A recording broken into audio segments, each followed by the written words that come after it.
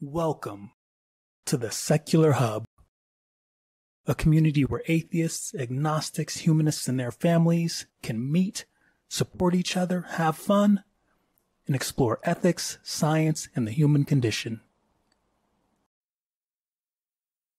Today, we hear from Dan Oltrogge, a space policy expert with Analytical Graphics Inc. and founder of the Space Safety Coalition.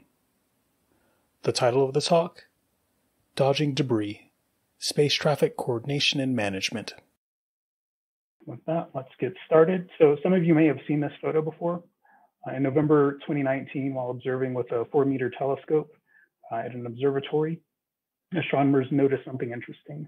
One of their images, this 333-second exposure, contained these streaks going from kind of top left to lower right. So they quickly surmised that these streaks were due to a batch of SpaceX's Starlink satellites that were launched the prior week. SpaceX is in the process of launching a mega-constellation. Amazon is planning to launch one, and there are others in the works. And concurrently, we're looking to launch more humans into space. So there's a lot of space in Earth orbit, but it's not infinite. And as we launch an increasing number of satellites into orbit, the risks increase.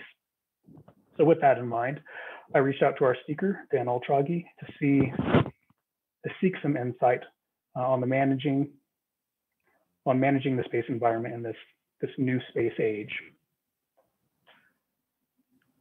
Dan works for Analytical Graphics Inc., where he wears many hats. He's the director of the Center for Space Standards and Innovation, director of integrated operations, and a space policy expert at the Commercial Space Operations Center, and program manager of the Space Data Center.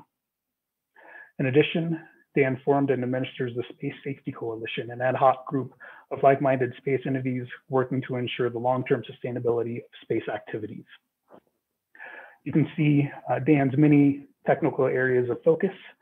He's a frequent author of technical papers and peer-reviewed journal articles, and a developer of numerous space operations and debris mitigation international standards and best practices under the auspices of the ISO, CCSDS, CONFERS, ANSI, IAA, and other industry associations.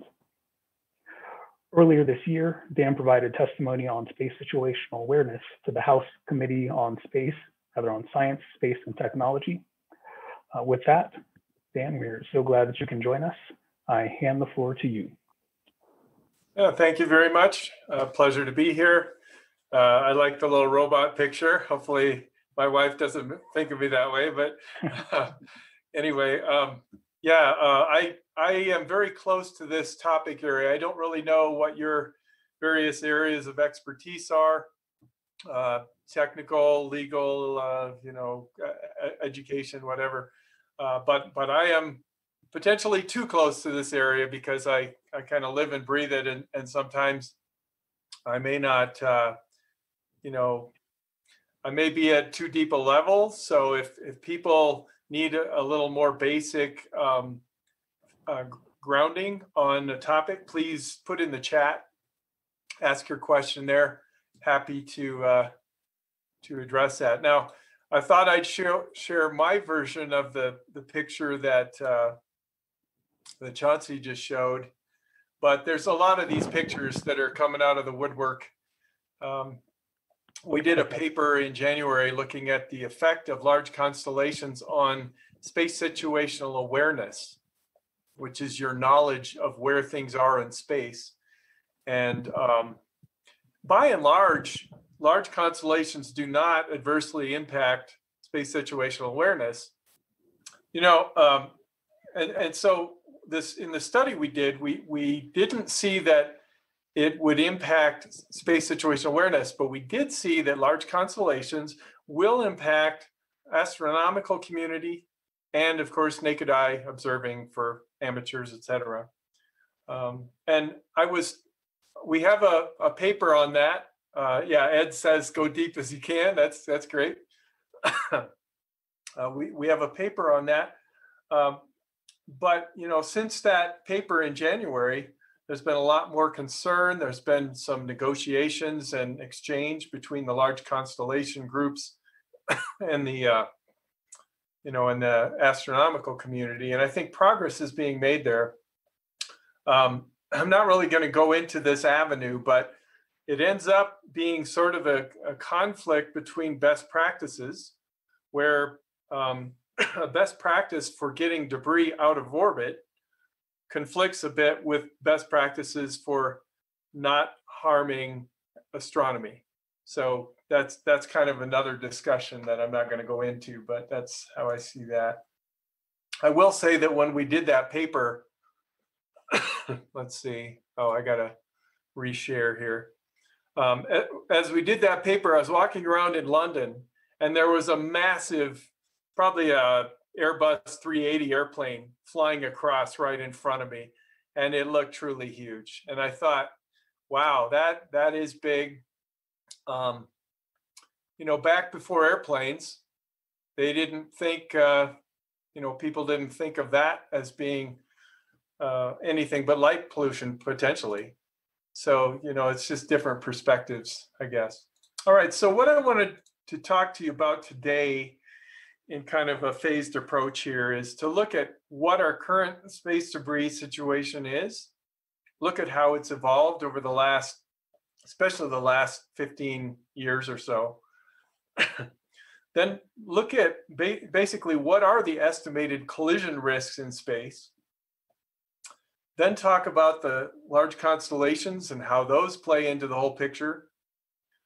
Then talk about long-term sustainability. How do we make sure that our use of space is sustainable for generations to come? Look at the trade space that's involved in that. Look at what's being done at the international level. And then also the national level, discussed briefly a bit. And then finally, look at what's called space traffic management. In fact, I'm inserting the word coordination here because I think our country got it wrong a bit when we came up with our lingo, in that I think we're missing actually, excuse me, one of the main ways to assure that our use of space is safe. We'll look at what are the challenges for that, and then solutions. And take a drink here.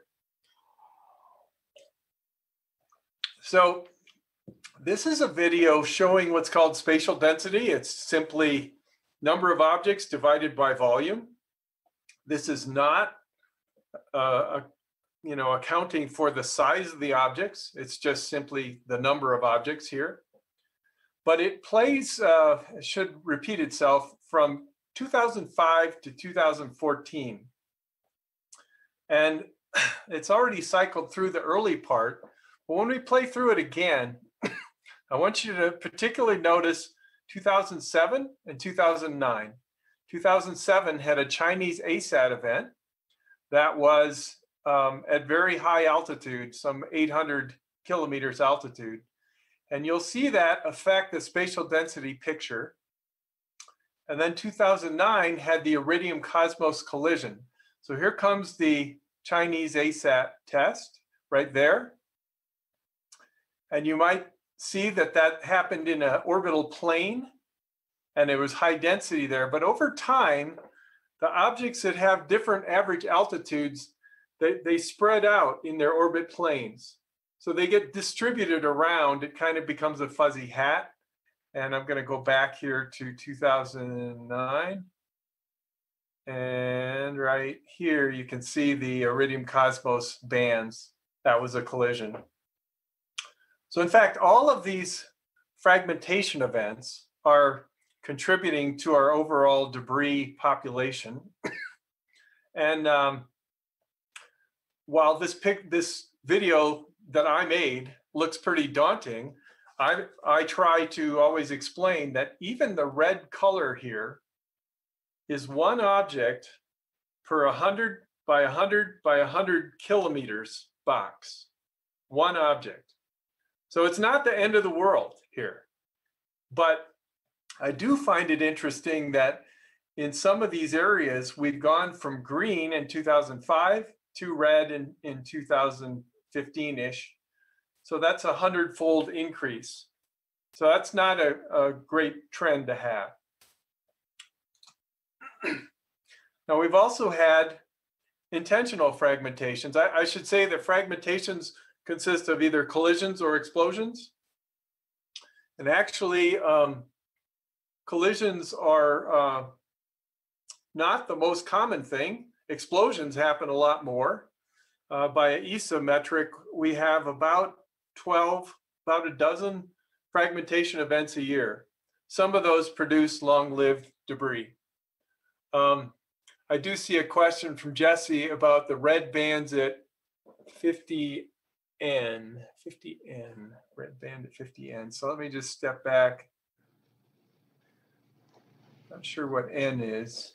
North. So north, 50 degrees. Yeah. Yes, great question. We wondered about that too. It turns out that we have a number of spacecraft in their operational constellations that have a peak latitude of 50 because their orbit inclination is 50 or roughly in there. And those end up overlapping and conjuncting with everything else. A lot of our spacecraft are what we call sun synchronous. And that simply means that it's an orbit where you can match the rate of the orbit precession with our speed around the sun. So when you do that, you're able to maintain the same local time of descending node, for example, which can be very favorable for imaging constellations. Now, one thing that's very interesting about that is that even back here in 2006, you can kind of see a little hole here, a little donut hole, right? And as we add more debris to it, you will see that this will become more and more defined. Excuse me. And that's primarily because we just don't have any perfectly polar orbits, but many orbits are sun synchronous, which is about 8 to 9 degrees off of the pole. And then when they have a fragmentation event, those orbits get spread around and make this donut hole. Okay, good question. So this is our modeling of an ASAT event. And once again, I want to temper this chart by saying, don't think that, oh my gosh, look at all this green, everyone's going to die in space. This is simply not the case. This is a depiction, though, showing you basically the likelihood that a fragment that was generated by this, this happens to be the India ASAT mission Shakti test from a year and a half ago. It's the likelihood that that fragment will be at that place in space at the time in space. So you end up getting a volume. The lower orbits, this is actually going to the right in this upper right picture. The lower orbits have a shorter orbit period, so they tend to move ahead, while the longer orbit period guys get thrown out into space and lofted out there. And then you get some very interesting kind of resonance effects with this, with these fragmentations and where the fragments can be. This band here that you see is actually away from the conjunction event. Conjunction event happened on the left side in this lower right picture. And this banding is caused by different apogees, basically, that resulted from the fragmentation. And by having a different apogee, that means it has a different orbit period. And then there's a resonance for when the fragments can fly through a certain time and point in space.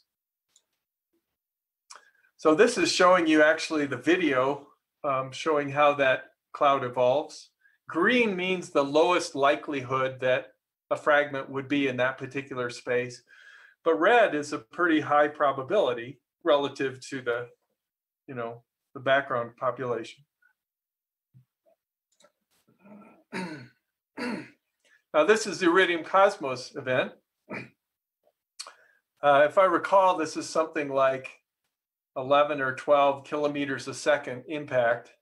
And we don't really need to commute to work these days, but if we did and I could travel that fast, that'd be pretty great.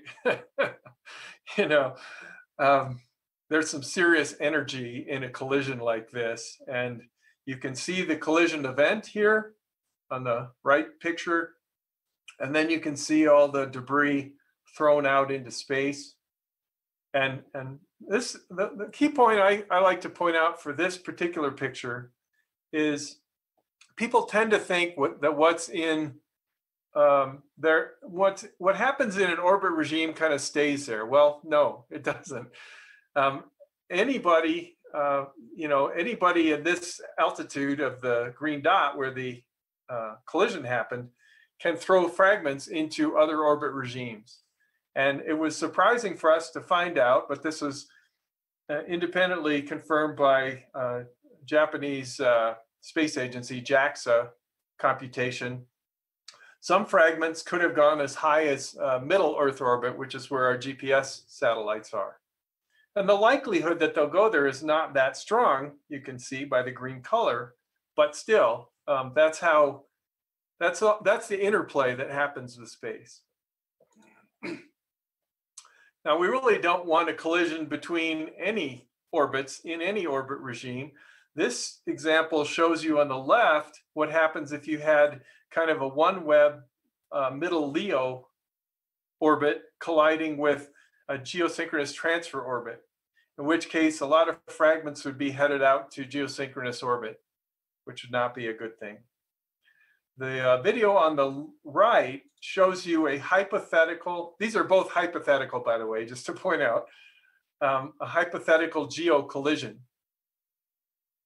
And you can see that within an orbit, you have spread debris around the geo ring.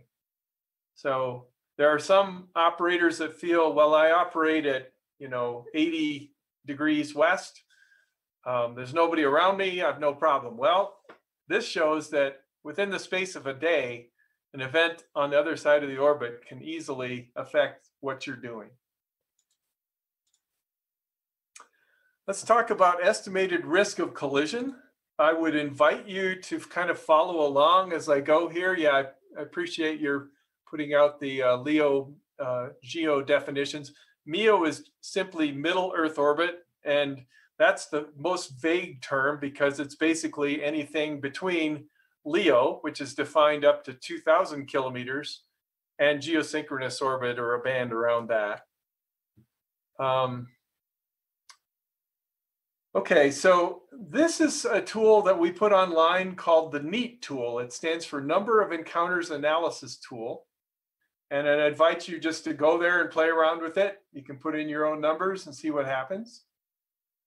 But basically, it's a tool where you can specify the time units you want, how many conjunctions or close approaches per day or per year. You could set that. You can set the number of satellites that you want to introduce as a constellation. You can pick what your warning threshold might be, or a maneuver threshold and a collision threshold. Collision, for example, you might pick the radius of your spacecraft, assuming it's a sphere, which I haven't seen many spacecraft that are spheres, but this is a simplification, added to the radius of the other thing you might conjunct with. So it's what's called a combined hard body radius. So you might put in something for LEO like 1.5 meters or 2. And then you can pick your orbit conditions, and it will tell you how frequently you might conjunct with something. Now, we have done extensive studies looking at the risk of collision, and not just collision, but close approach in all orbit regimes. The first study we did was actually in LEO. And we found that there's definitely a present risk of collision, but we also found that operators today are somewhat overwhelmed by the number of conjunctions they have. One of my favorite sayings with regard to that is, if you want to find a needle in a haystack, you need to get rid of some hay. And today, the quality of our orbit solutions is not meeting the need, really.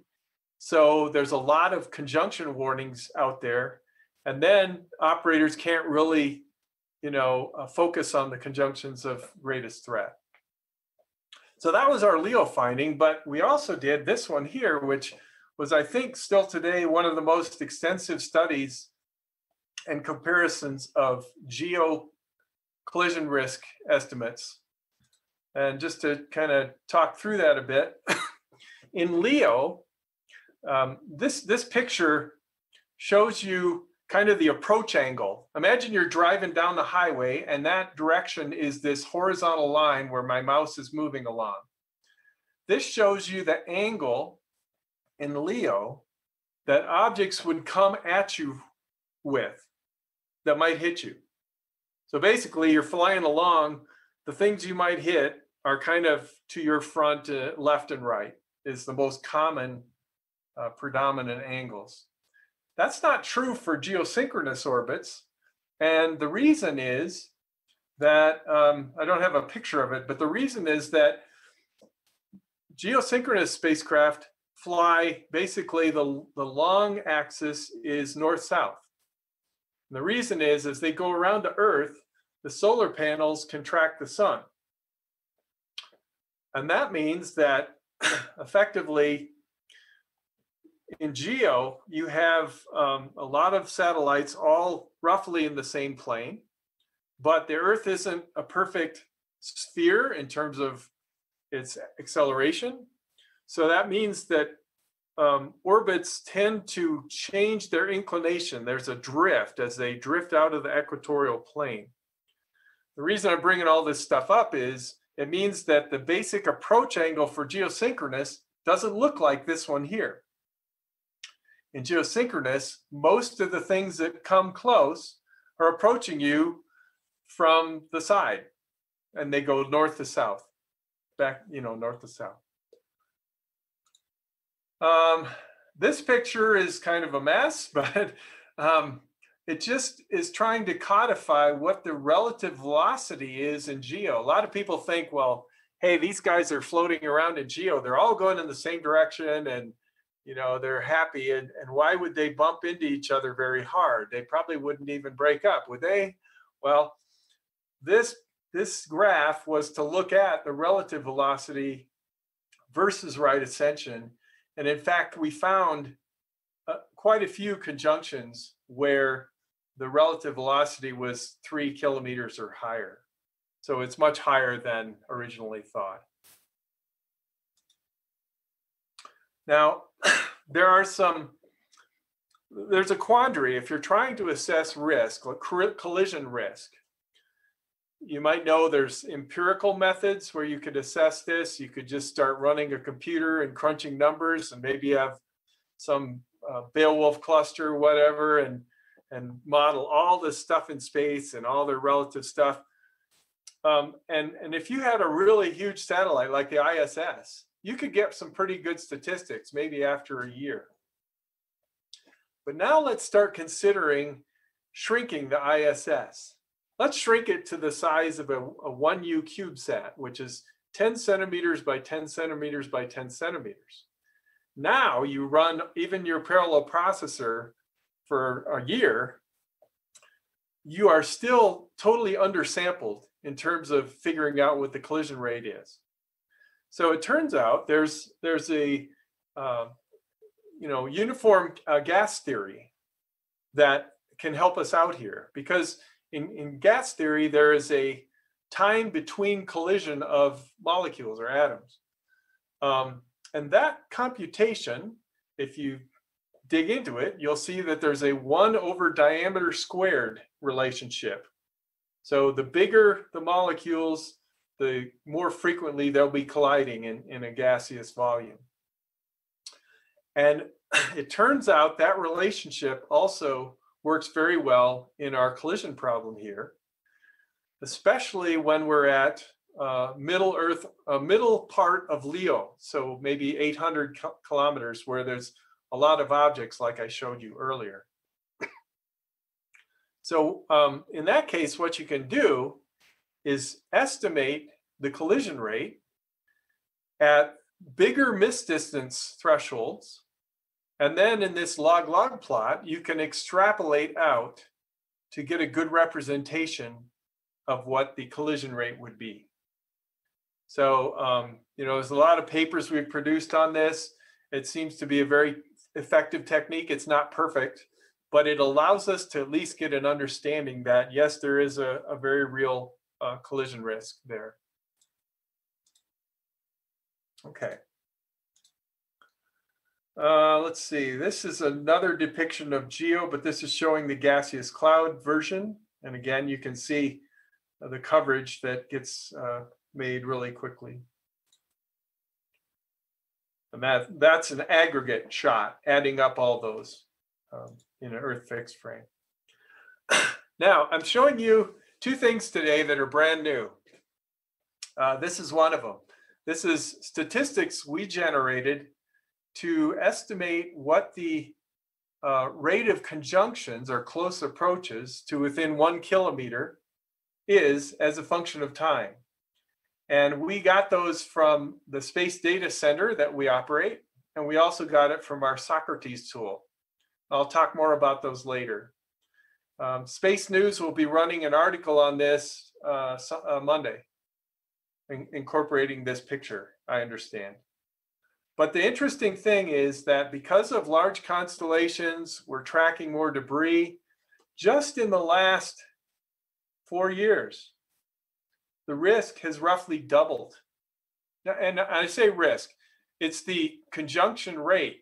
But if the conjunction rate doubles per that x squared relationship I just showed, that means that, the collision rate is also doubling. And this is just another showing of that x squared relationship here. Down there. Okay. So that's kind of our current situation. Now let's talk about large constellations in the new space era.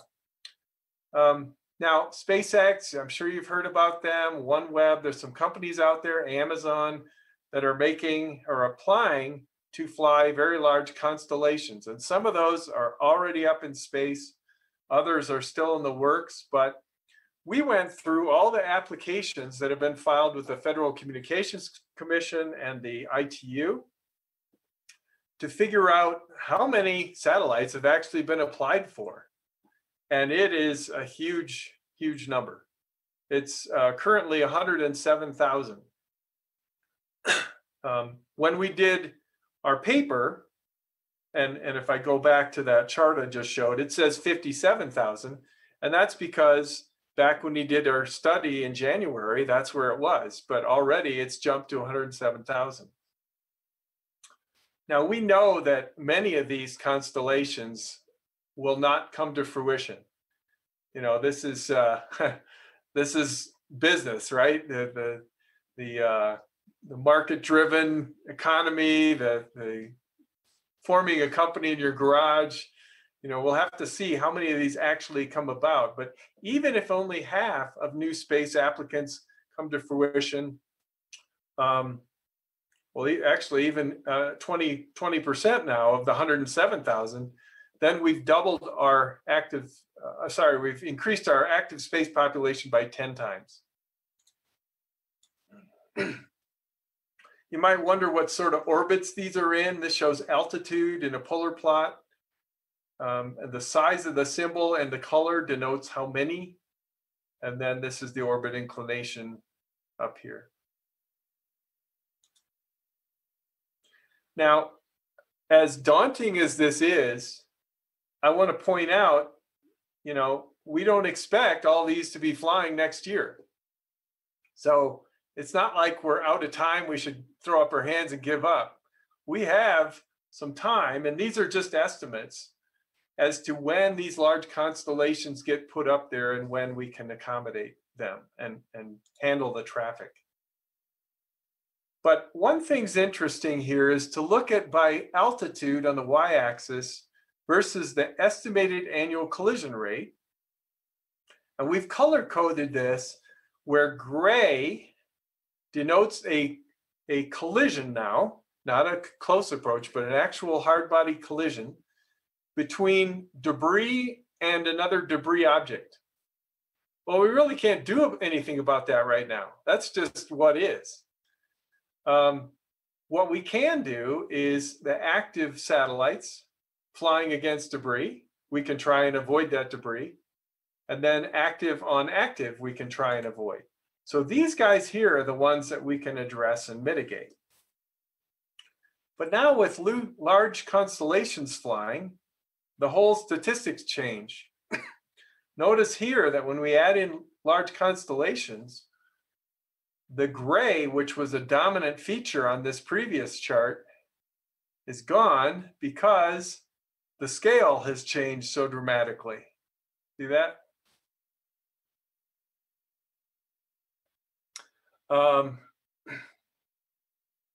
Let's see, I'm just reading some of your questions here. What is meant by constellations? A constellation is basically something that's typically owned by one owner and operated by that owner. And it's a collection of satellites flown together for an intended purpose. So communications or Earth imaging or something like that is a constellation. The ITU is the International Telecommunications Union. It is the place where we come up with our regulations and guidelines. It is the place where state departments can work with each other to try and work through some disagreements, but they really don't have much legal teeth, let's call it. And they don't do a lot of monitoring. Another question here on the height of SpaceX Starlink. That's an interesting question. And it goes back to the optical issue, the degradation of optical night sky. They were proposing somewhere around 1,100 kilometers altitude. But they became concerned, and I'm putting my spin on it because this is how I understand it. They became concerned about dead satellites and leaving their satellites adrift at 1,100 kilometers, and their orbit lifetime would be, a century plus, more than that. So they decided to launch their satellite into a low orbit, like 350 kilometers, and that would have an orbit lifetime of maybe a year, and then it'd be gone because it'd burn up. And they would check out their spacecraft at that altitude. And then when they think it's healthy, they would raise it up to their mission altitude, which is now at, I think, 550. And there's different shells they have, so it's not a fixed number. But so they have taken, I think, good measures for the, to mitigate space debris. But at the same time, now, because they're closer to Earth, when we look up in the night sky, they're closer to us. So they're brighter because they're reflecting the light and we're closer to it. Okay, I think I better move on here. Let's see. Long-term sustainability, what activities are going on? Well, basically, there are three ways to address space debris. There is prevention, which is preventing predictable collisions. There's not creating new debris, mitigation, and that's done by design, by not designing, for example, in the early days of geosynchronous satellites, they had a steel cable that held the solar panels close to the spacecraft. And then when they got up there, they had a thing that cut the cable and the arrays expanded. It worked great, except now we have these very long cables drifting around in space, So we have better ways to do it today, where maybe if we have a cable like that, it stays fixed to the bus or something. We don't intentionally create debris. And then the third way is remediation. So you can think about that as going up and taking down or removing stuff that's up there already. In terms of child can understand, it's don't hit each other, play nice, don't litter, and put your toys away, So that's what we got to focus on. Now this whole enterprise draws upon our awareness of what's in space today. and a data repository to store all that stuff. And that's where we can finally get to a space traffic management system that can take this data in its repository and it can support all these different mission areas. And here's some specific things within there that get done and addressed. Let's talk about space governance briefly. This is an understanding I've evolved over the last, year. So it's very recent. A lot of times we think about our national laws. That's what matters, right? Well, national laws are mandatory. So they're over here, and they're demanding. So they're over here. But there's a lot of things that can be done that aren't mandatory, that are voluntary on the part of the actors. So here we have some examples with the IDC that makes guidelines, the Interagency Debris Coordination Committee, Space Safety Coalition I'll talk about in a second. Down here is where we do the international guidelines, and yes, there are treaties. They tend to be kind of vague, but they exist. Those all of these inform our national regulations. So it's this whole continuum that I think is interesting. And I think we need to support the whole enterprise, not just focus on one area in there. Okay, Space Safety Coalition, to tell you briefly about that, that is an entity that is comprised of like-minded organizations. It's not a legal entity, but there are best practices that we have developed. They are non-normative, they're aspirational. They're hey, I'm gonna strive to do this to be better. And typically in this approach, you can strive to do better than what even the national regulations are, because maybe you have a dial, a knob you can tweak to make things better. And we now have 46 companies in the space of 1 year have subscribed to these best practices. You can find out more about that at spacesafety.org. And these are some of the best practices that we have. The blue is the current best practices. The yellow are ones that we're planning to develop. And then white are, the yellow is a priority, let's say. And then white are future plans. Last section I wanted to talk to is space traffic management. Well, what is that? This is something that the US has come up with in Space Policy Directive 3, which was published a couple of years ago. And it says, hey, we really need to do space traffic management. We need to be safer in space, blah, blah, blah. But it's very apparent, since I engaged a lot with the international community, there is no consensus on definition of space situational awareness or space traffic management. And part of the rub with STM is that some entities and countries include enforcement, regulations, rules of the road, management, monitoring.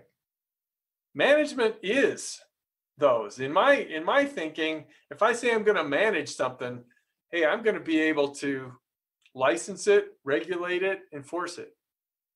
Our country really doesn't do that sort of enforcement and monitoring. So the kind of the strange thing is we have a national policy directive that says we need space traffic management, but I think really what they're striving to do is focus more on coordination. Now, both of these are valid, both of them are, but I would say we need to say space traffic coordination and management. We need to have STCM and include that all. Now, why are these difficult? Well, this chain is going to show you. You can think of it as a chain that the whole links from SSA system to sensors to data pooling and fusion to analytics to space objects to orbit determination to radio frequency interference.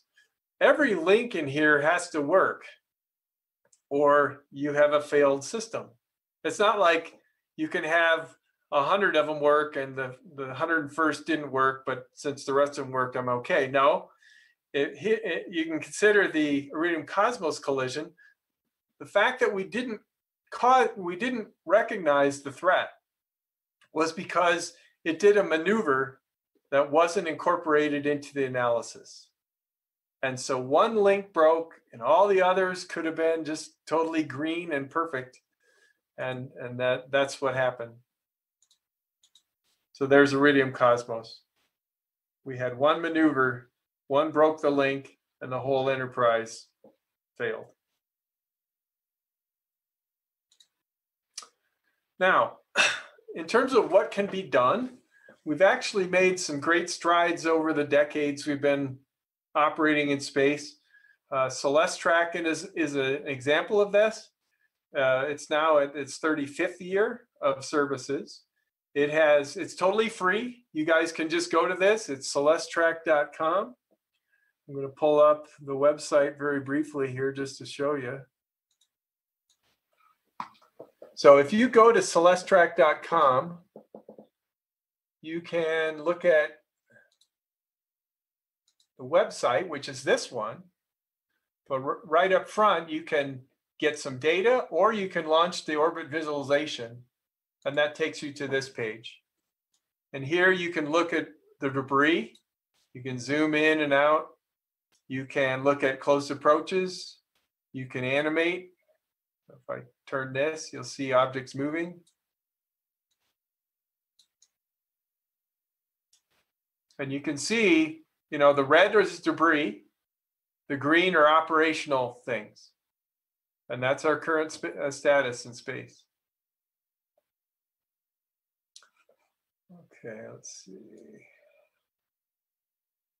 So that's one thing that's going on. Another thing that's going on is Space Data Association. This was industry formed 12 years ago now.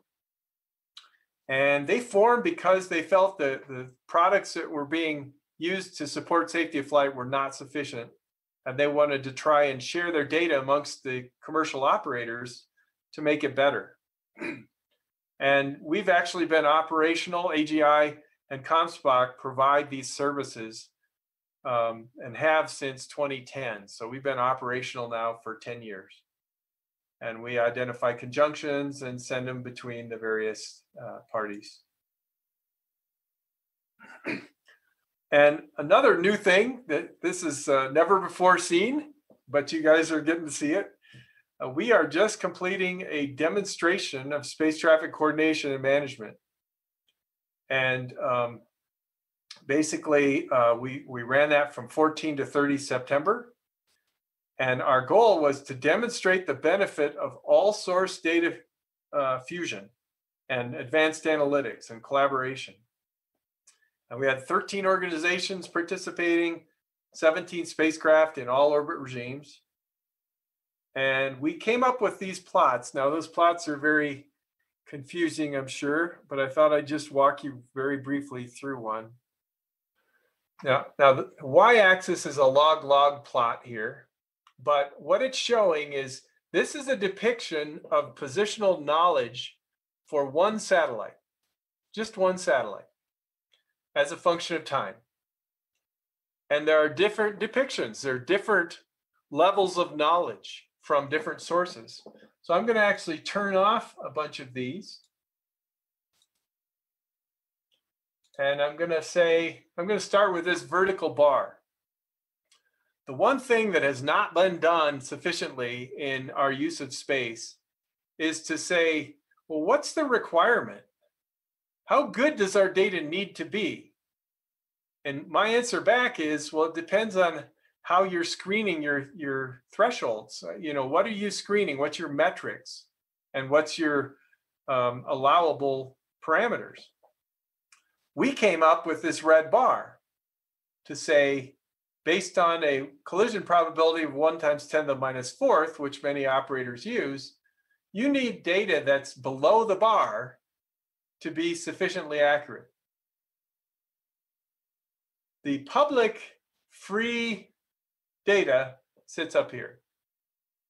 This is the 2-line element sets that people can download. So they really aren't good enough to support operational safety of flight, which the US Air Force provides this free service, and they've made this point, I don't know how many times, that this data is not of sufficient accuracy to support flight safety. Another product that's produced is SP ephemeris.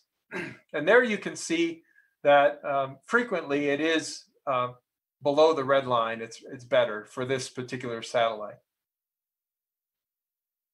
Now, another interesting thing, though, is the satellite maneuvering. And what happens then? Well, you can see that our predicted knowledge, if it doesn't include that blue bar, which is a maneuver, suddenly gets very inaccurate. And if we don't incorporate the operator's knowledge and their maneuver plans into our predictive products, then we won't have flight safety. And you can see that very apparently there. Now, what happens if we look at the operator's data? Well, operators typically have very good data. This was a case where they have actually a 2-kilometer bias in their current product. Sometimes that happens because the telemetry stations that they're doing active ranging with maybe don't have ideal observability. So you can actually solve an orbit and you'll think it's good, but it has a bias in it. So by fusing data with the operator data and with the government data and with now commercial SSA telescopes and radars, we get this green line down here. And that's pretty great. That's well below the bar. You can see that even there, if we don't model the maneuver correctly, we still drift off. But this basically says collaboration is the way to go. I see I'm pretty much out of time here, so I'm just going to show you one other picture to say this is the pretty version, but the way satellites are going now is low thrust and more efficient thrust and frequent maneuvers. In that case, you end up with something like this, where even when we blend all this data together, let me turn off the red blob, we very quickly kind of blow our threshold there. Okay. So let's see, I think I'm about done here. Oh, this is lastly, I think, a picture of what a space traffic coordination and management framework might look like. Basically, we're foreseeing an overall lead agency. The government just finished a study, the NAPA report, which identified the Department of Commerce as the best place to do this. And then have a coordination center with commercial services fused with government services, much like I just depicted. The space operators provide their data into this service. The SSA tracking networks provide their data and analytics, space weather, those sorts of things. And then free services are fed back to the operator, but with a caveat, they need to be good enough to be actionable. You could also have a model where paid for additional services exist. So with that, I'll conclude my talk and turn it back to Chauncey and welcome any additional questions you may have. All right. Thank you, Dan. Interesting talk. Let's see. Do folks have any questions online? Jesse. Yeah, great talk. Thank you. So maybe I missed it, but when we get up to these numbers of 100,000 satellites, is there any estimation of the risk of cascading collisions and failures, like ballpark estimates? Yes, those exist. The work that we do is focused on looking at what the encounter rates of a new introduced large constellation will experience against the current catalog of debris. But it turns out, if you, under the assumption that the distribution of fragments stays roughly the same, you can just scale up that catalog to get an estimate of what it would look like. Now, the whole cascading thing and Kessler syndrome and that is, I think, a very valid concept.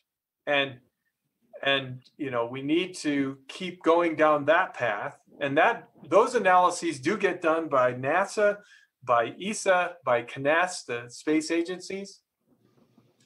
But the rub there is that, well, let me say, we're already seeing secondary collisions of spacecraft with debris fragments that stemmed from an earlier fragmentation. We're already seeing that.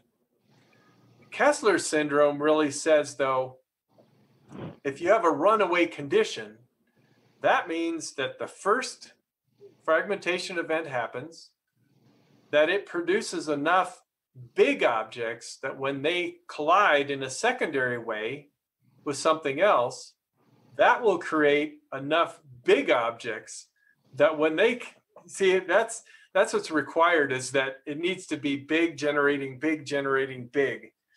And we're not really seeing that today.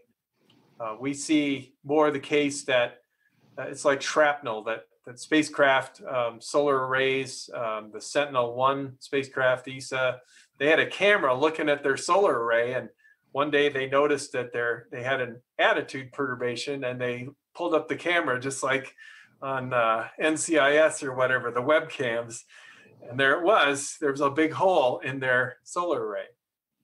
So these things happen, and they can, you know, they can look them up. It's just a fact of life. But the real heart of your question is, when do we get big objects making big objects making big objects? And that one is a much tougher problem, I think.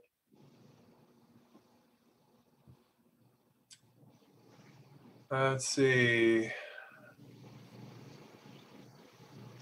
Wiki pictures. Yep, I see the comment there. So, unless there's any other questions, So I've got a couple. Okay.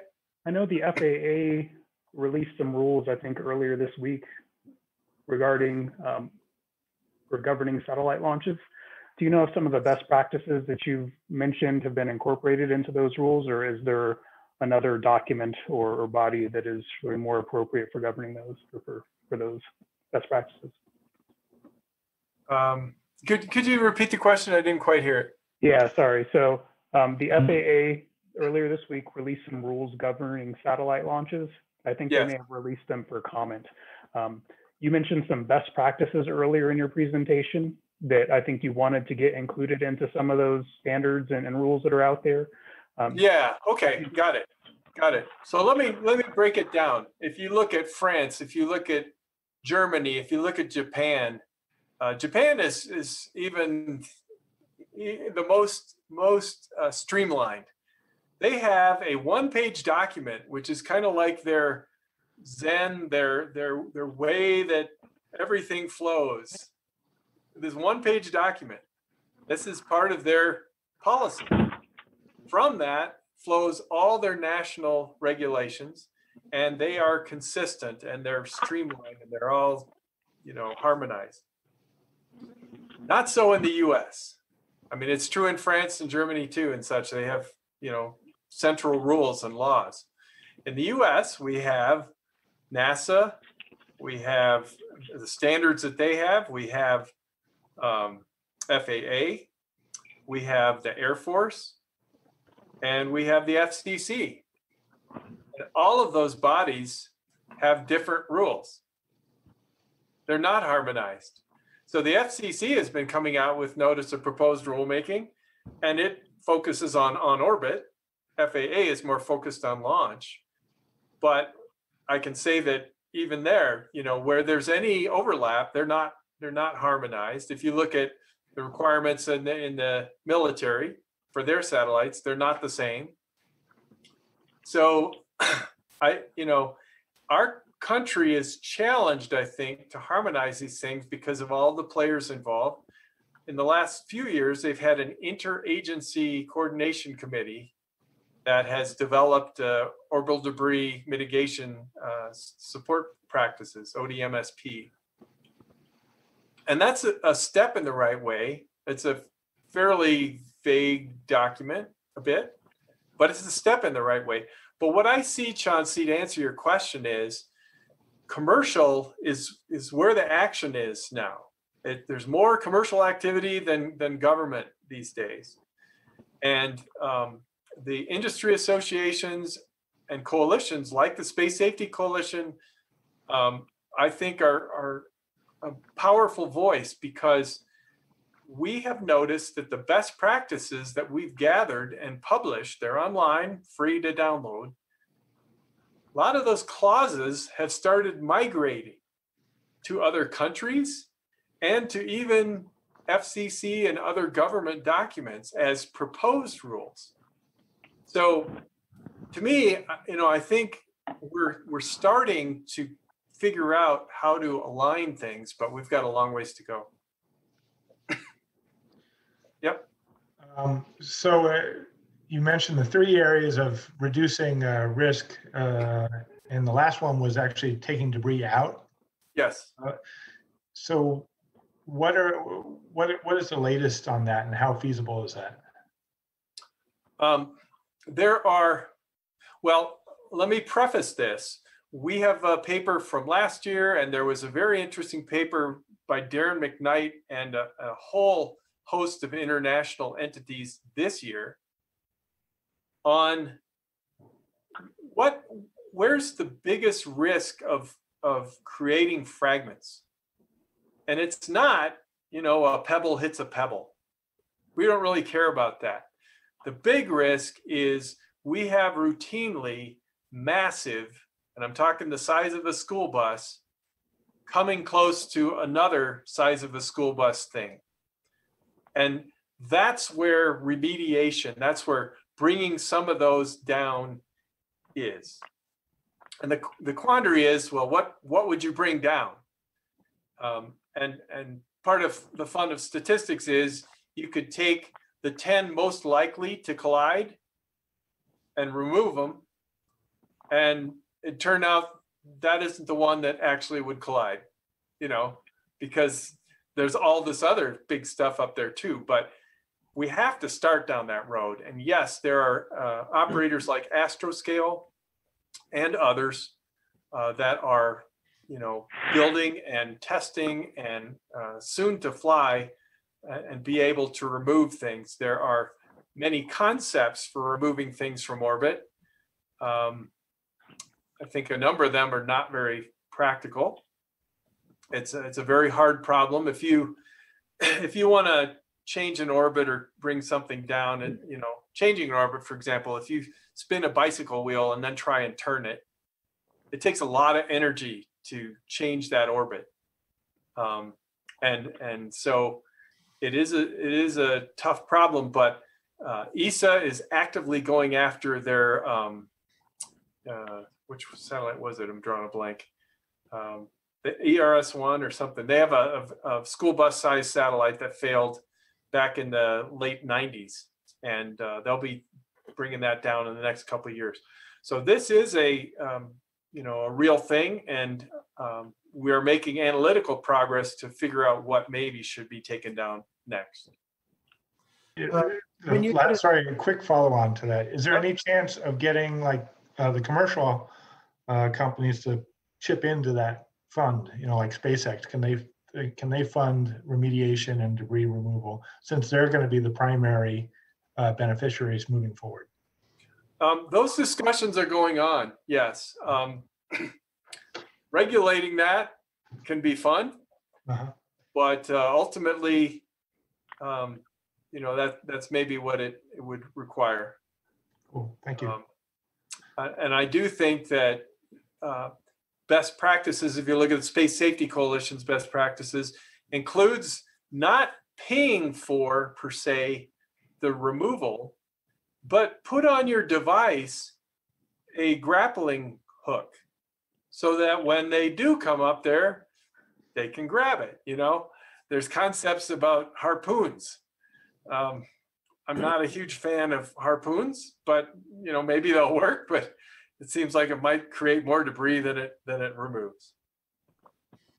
So after a collision, you have a bunch of fragments that are mostly going in the same direction, so they're close to coplanar.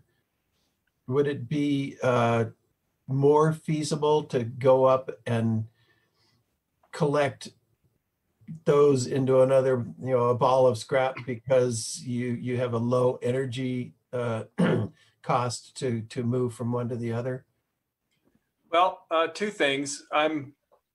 I do go to the firing range every now and then, and my son was doing a science experiment 15 years ago, and they wanted to take high-speed video of me shooting a grapefruit with a 300 Win Mag.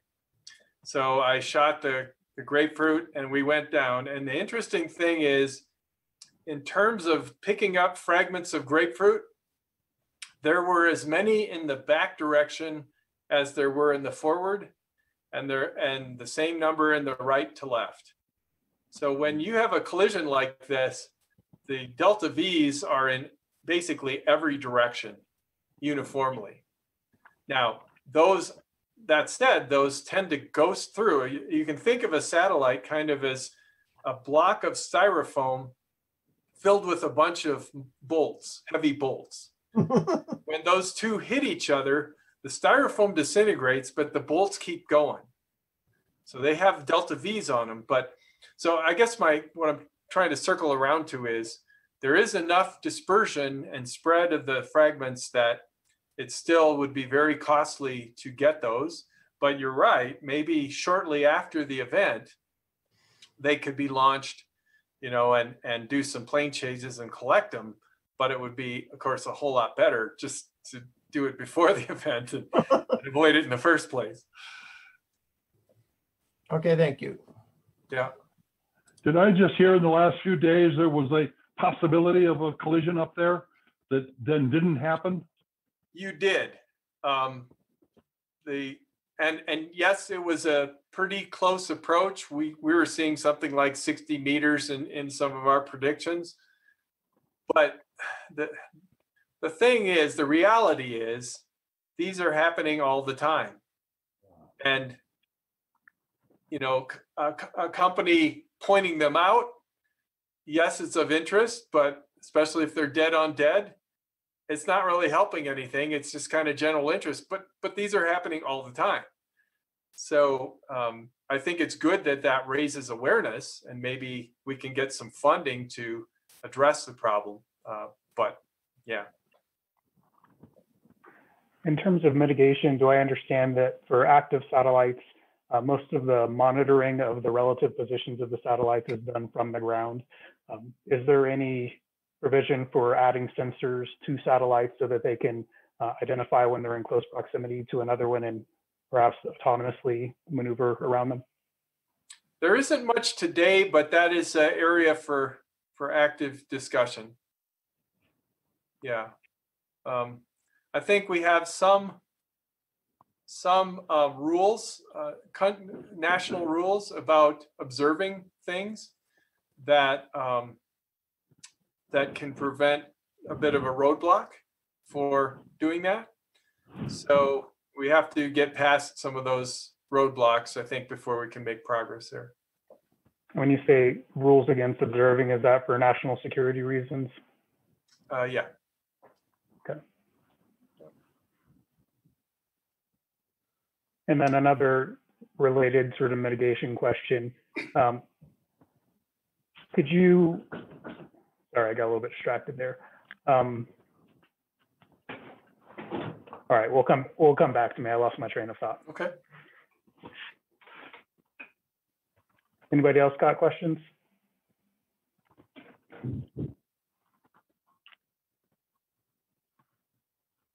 So my question, my question has to do with, we launch a satellite, and particularly if it's going to go into a higher orbit, if it just sort of deactivates and dies up there, it's going to be up there forever, for our lifetimes at least. Yeah. My understanding is that there are some rules, at least with regards to bringing down, I think, some launch vehicles, that you either bring them down or put them into what's called a disposal orbit. Are there rules about adding thrusters to a satellite, for instance, to deorbit it after its active lifetime? If not, do you know why not? Okay, so it's a segmented answer. We have what's called protected regions. The LEO protected region is from 0 to 2,000 kilometers.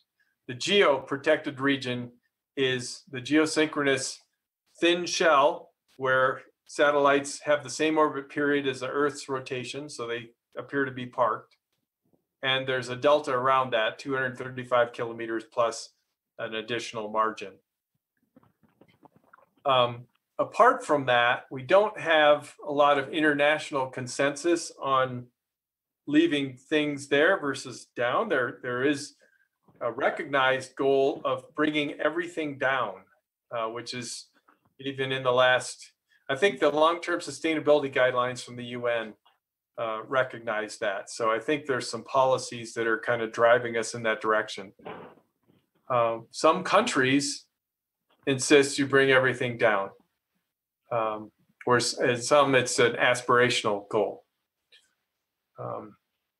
And so, yes, that is leading to putting additional maneuver capability on an object, or drag enhancement devices, or some electric propulsion or electrodynamic tether that can perturb the orbit to try and bring it down or put it into a disposal orbit. But I will point out too that in some international standards, you can do a search for disposal orbit and you won't find anything.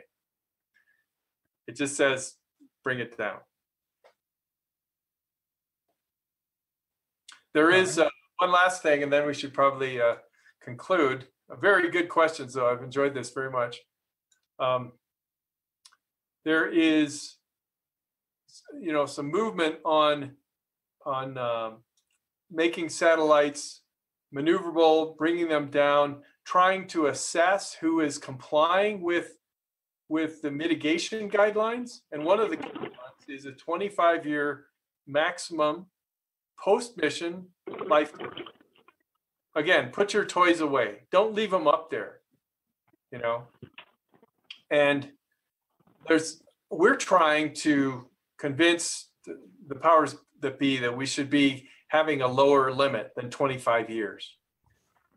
And the reason is that we get stuff out of there quicker, but maybe the more important reason is that if we leave it up there in 25 kilometers, actually you can have something in an orbit up to 600 kilometers and you could meet that 25-year limit. Well, if you are in 25-year limit at 600 kilometers, that means that you're going to drift through, if you're just allowing drag to bring you down, you're going to drift through the Starlink constellation, for example. And they're going to have all sorts of conjunctions because you're up there. And I think it's more prudent to have a lower lifetime limit, because that means that not only will you have a better chance for long-term sustainability, but you will also get rid of the hay in the haystack. You'll be able to have less conjunctions at some of these large constellations. All right. So, well, Dan, thank you so much for speaking with us, giving us some insight on the space situation with regards to the satellite constellations that are planned to be launched. Appreciate the opportunity. I hope I didn't get too far in the weeds, but again, appreciate the opportunity and the questions. Have a good. Thank you very much. Yeah, have a good one. Bye. We here at the Secular Hub are happy you could join us and hope you enjoyed listening to today's talk.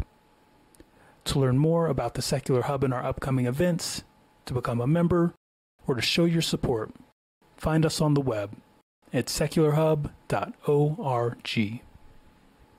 Before we wrap, I'd like to give a special shout out and thank you to our speaker and also to the volunteers who put in the time and effort to bring this event to life. We see you, and we couldn't do this without you.